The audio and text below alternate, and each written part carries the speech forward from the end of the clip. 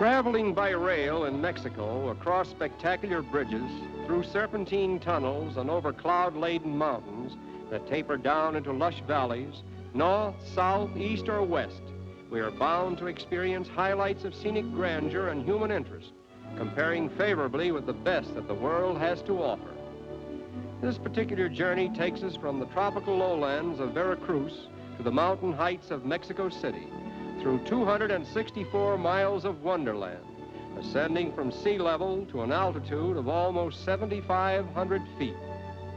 Our train is traveling over the first rail line built in Mexico, a marvelous engineering feat, following the very same route that was taken by the Aztec Indian runners, who relayed their messages and wares to their emperor, Moctezuma, in what is now Mexico City.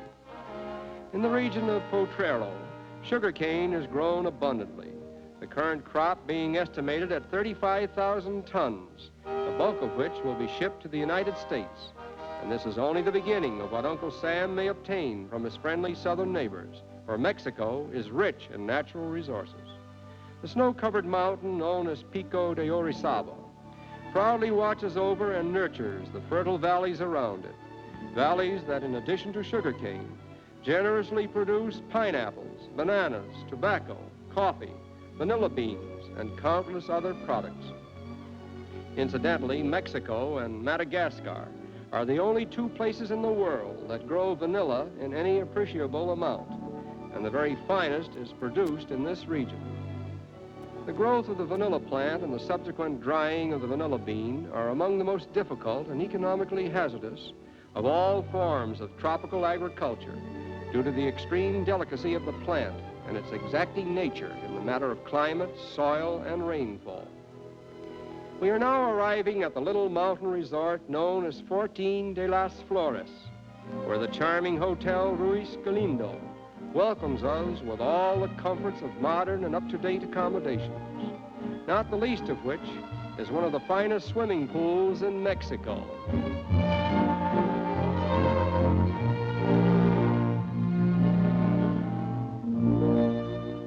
Fortin is noted for its fragrant gardenias, which grow in such abundance that this hotel alone utilizes thousands of them daily. Our rooms were literally banked with clusters of fresh gardenias, beautifully arranged by pretty little Indian maids, who were colorfully dressed in their native costumes. The chief occupation of Fortin's 2,000 inhabitants is the cultivation and sale of flowers, a great quantity of which are shipped daily to the larger cities of Mexico. The farewell ceremony in this romantic vale of flowers is similar to that of the Hawaiian Islands, without the aloha oe, for here the music is La Golondrina, which has come to be known as the Mexican farewell song.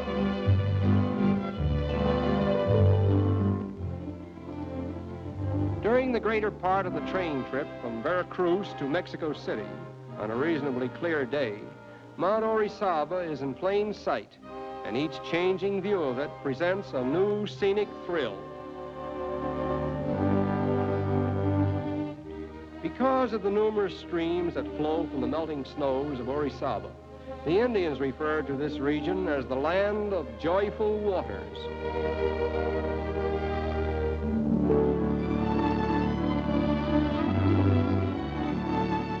For countless centuries, the valleys of Orizaba have provided fertile soil for the native farms which stretch across the plains like patchwork quilts, reminding us again of the importance of agriculture in this region.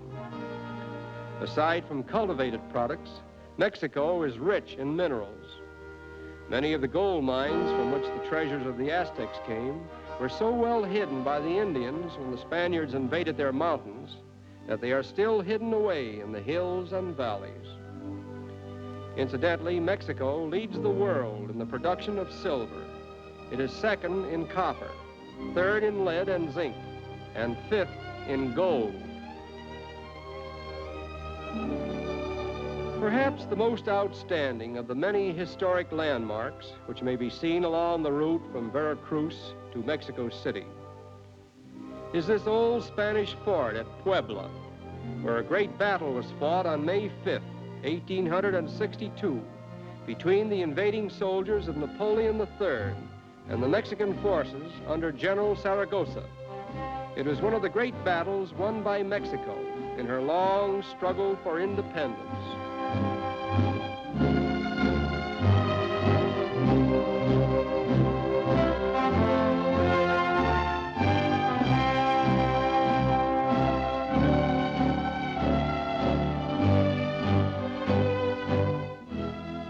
The fort overlooks the city of Puebla, founded by the Spaniards in the 16th century, and regarded to this day as a center of old world culture and charm.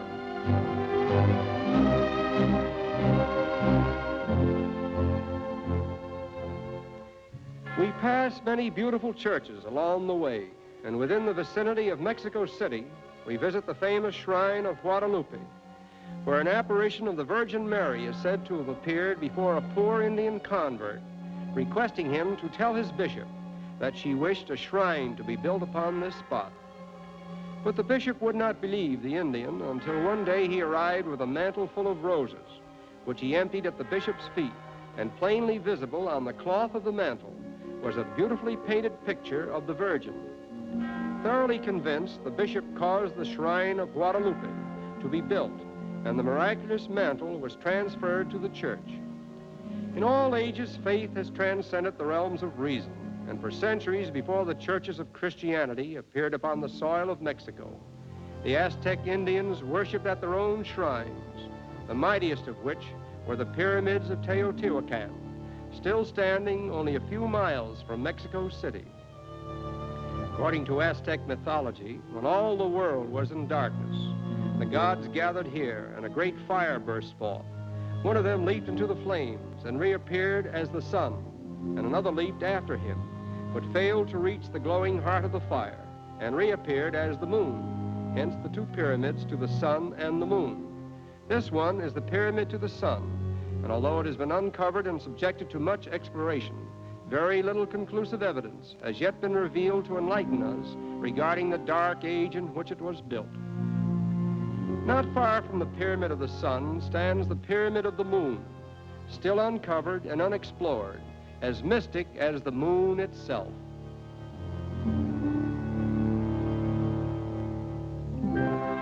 Countless moons and countless suns have come and gone, and each in turn has mystified and inspired the mortals who spent their little hour here and passed on into the dark valley from whence no man returned.